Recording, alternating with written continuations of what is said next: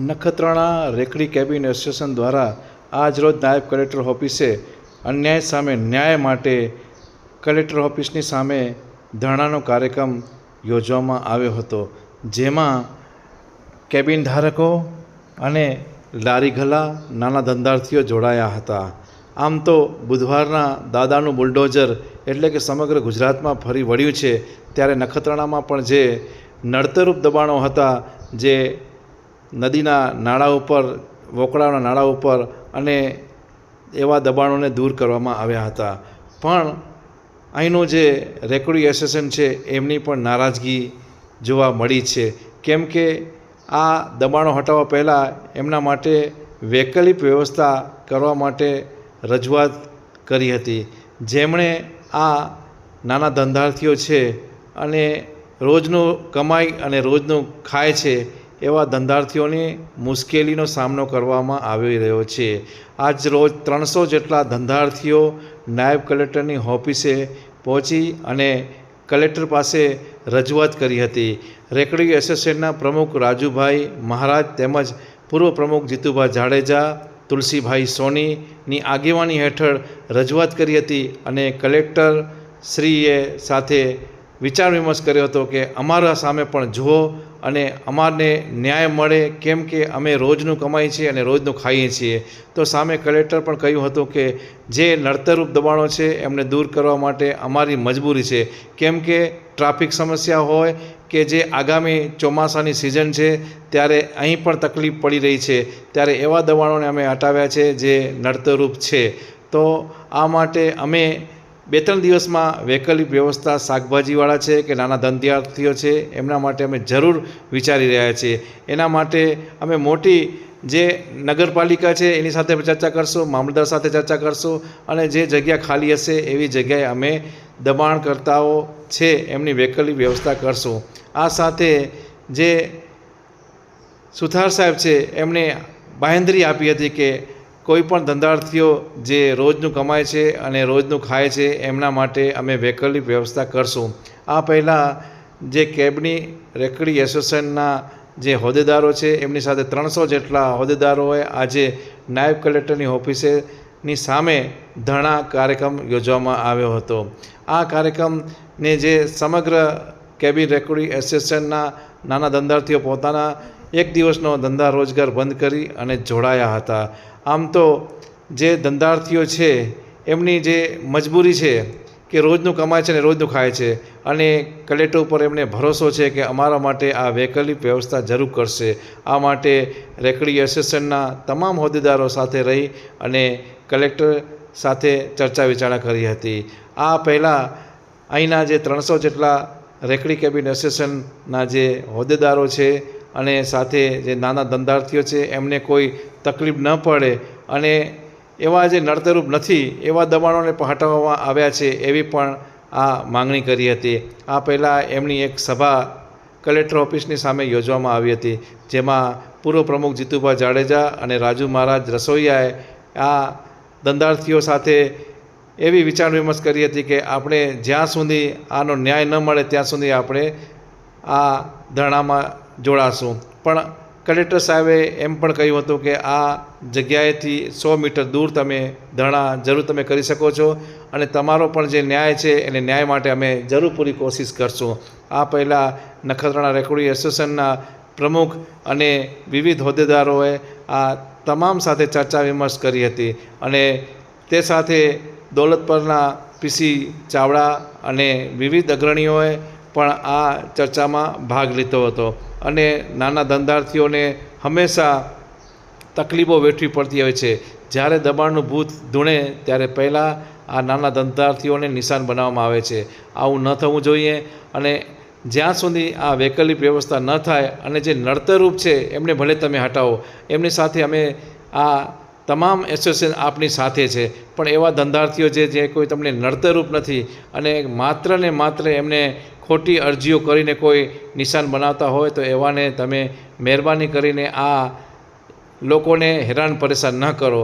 તે માટે આ એસોસિએશન હંમેશા આ વહીવટીતંત્ર સાથે જ્યારે કહેશો ત્યારે સાથે રહેશે. આ પહેલાં જીતુભાઈ જાડેજાએ અને રાજુ મહારાજે આ અબડાસાના ધારાસભ્ય પદુમનસિંહ જાડેજા સાથે પણ વાત કરી હતી. તેમણે પણ કહ્યું હતું કે હું ભુજ સાથે રોકાયેલો છું એક કાર્યક્રમમાં, હું આવી અને તમારી છાવણીની મુલાકાત લઈશ અને તમારા જે પણ પ્રશ્નો હશે હું તમારી સાથે રહીશ અને જે પણ પ્રશ્નો હશે એનો તાત્કાલિક અમે ઉકેલ લાવશું. પણ જે નડતરરૂપ દબાણો છે એને તમે ભલે હટાવો, પણ જે લોકો રોજ કમાય છે અને રોજ ખાય છે એવા લોકોને પરેશાન ન કરો.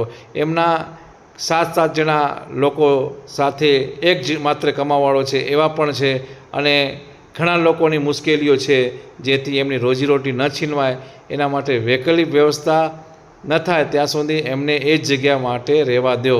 પણ આ પહેલાં વહીવટીતંત્ર, મામલતદારશ્રી, કલેક્ટરશ્રી, PWD તેમજ નખત્રાણાના પીઆઈ મકવાણા સાહેબ સાથે લાંબી ચર્ચાઓ કરી હતી કે કોઈ પણ એવા દબાણ હશે એને હટાવવામાં આવશે.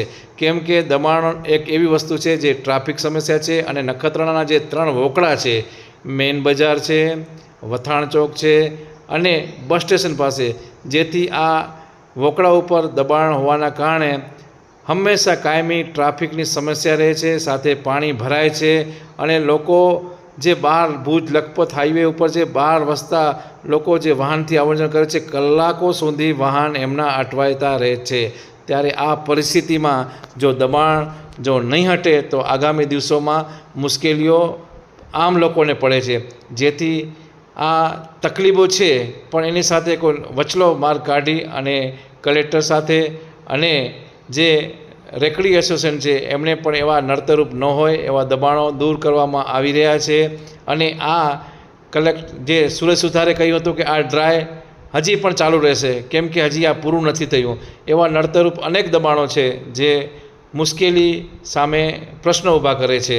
તો આગામી દિવસોમાં પણ આ દબાણ હજુ ચાલુ રહેશે એવી બાંયધરી પણ આપી હતી. કેમ કે એવા નડતરરૂપ દબાણો હશે તો જરૂર હટાવવામાં આવશે અને જો દબાણો નડતરરૂપ નહીં હોય તો એવાને કોઈ તકલીફ પણ આપવામાં આવશે નહીં, એની ખાતરી પણ આપી હતી.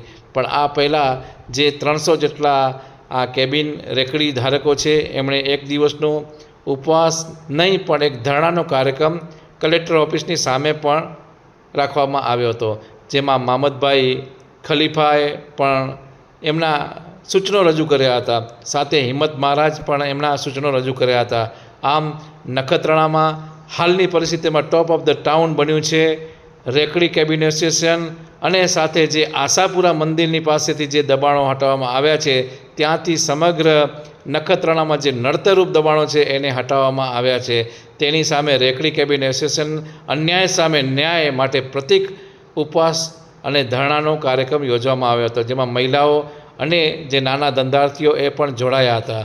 આમ નખત્રાણાના છેલ્લા 4 દિવસથી આ રેકડી કેબિન એસોસિએશન અને નાના ધંધાર્થીઓ વચ્ચે જે ચાલી રહી છે, જે તકલીફો ઊભી થઈ છે એની સામે લોકો આજે વહીવટીતંત્ર પાસે, નાયબ કલેક્ટર ઓફિસ પાસે પહોંચી ગયા હતા અને આખો દિવસ એમને ધરણાનો કાર્યક્રમ યોજવામાં આવ્યો હતો. જ્યાં સુધી ધારાસભ્યની રાહ જોવાઈ રહી છે. હાલની પરિસ્થિતિમાં હજુ ધારાસભ્ય ભુજ રોકાવાના હોવાના કારણે હજુ નથી આવી શક્યા, એની રાહ જોઈ રહ્યા છે.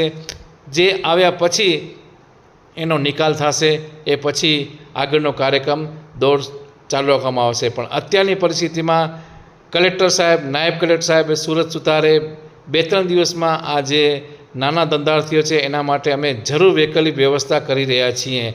તે કઈ જગ્યાએ હશે, કેવી રીતે હશે, પણ કોઈને નડતરરૂપ નહીં હોય, એમનો ધંધો રોજીરોટી પણ ન છીનવાય એવી રીતે વ્યવસ્થા ગોઠવશું, એની પૂરી બાંયધરી રેકડી કેબિન એસોસિએશનવાળાને આપી હતી.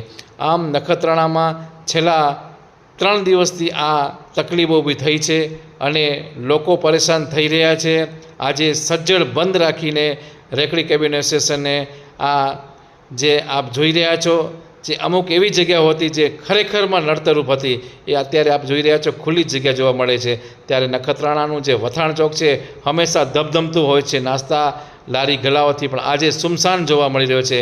આજે એમની નાસ્તાની ગલીઓ અને એમને ભલે નોટિસો આપવામાં નથી આવી પણ એ એસોસિએશન સાથે જોડાયેલા છે, કેમ કે એમને કોઈ નડતરરૂપ નથી. અગર જો નડતરરૂપ હશે તો એ જ્યારે જ વહીવટીતંત્ર કહેશે ત્યારે કાઢી આપશે. જેટલો થયો મોટા પૂરેપૂરી મહેનત કરી નાના પણ કહેતા હતી આને આજે કીધું કરવું હવે અમને સ્થાયી કરો, અમને ભેગા થઈ જાય બધું ધસીને કાંઈ છે નહીં અમારે બરાબર. રોજનો રોજ રજૂ કરી, રોજ ખાઈ, રોજ કમાઈ, બધા નાના દાદા દાદી આપણે રજૂઆત એ કરી હતી, લેટર પેડ કીધું હતું બધા મીડિયામાં જે આપણી કેપેસિટી અને બાકી દબાણ છે એ આખો ગુજરાત મળે નકશાને પૂરતું આવ્યું નથી છતાં આપણે જેટલું થયું હજી તો ઘરે એક આપણે પાકો નથી દીધું જેટલી આપણા ઘર થઈ પોસિબિલિટી પછી તમે શું બધા એક વાતું કરે બીજા વાતું કરે હવે આના માટે આપણે શું કરું પ્રયત્ન કરીશ બાકી તમે તમારી રીતે રજૂઆત કરો હું મારી રીતે કરીશ અને બરાબર પહેલાં સરકારમાં આ કાગળ દીધો છે અને એની નકલ તમને દીધી છે અને એક છાપા ટીવીમાં બધામાં આવી કોઈ કહે કે વાતાપુર તો કેવું કયો તમને ખબર ભાઈ ઓફિસર લોન કે ને ચા પાણી મારી ખાય મેળે ખાય તો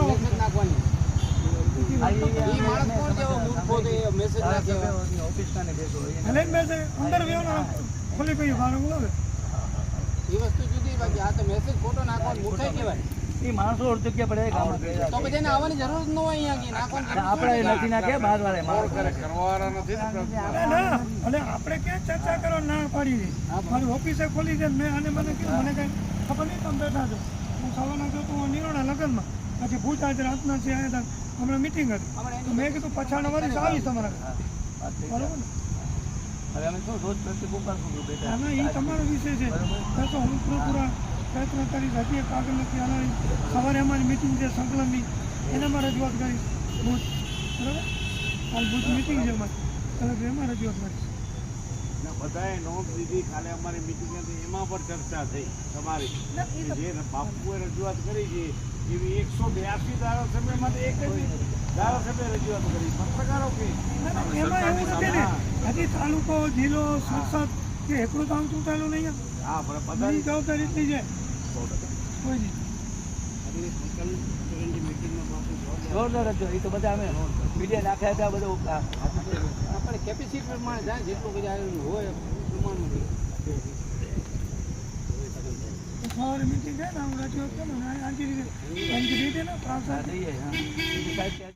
આજે અમે સવારથી નખત્રાણા પ્રાંત અધિકારી કચેરી સામે પ્રતિક ઉપવાસ ઉપર ઉતર્યા છીએ. તમામ રેકડી ચાલકો કેબિનવાળા સંપૂર્ણપણે બંધ રાખીને આજે ગામના અંદર ટીપું પાણી પણ પીવા નથી પડતું. રેકડી કેબિન ચાની હોટલો ઉપર આજે બધા એક સંગઠન થઈ ને જે પણ અત્યારે ઝુંબેશ કરવામાં આવી હતી તે અનુસંધાને ઘણા ધંધા બેરોજગાર થઈ ગયા છે.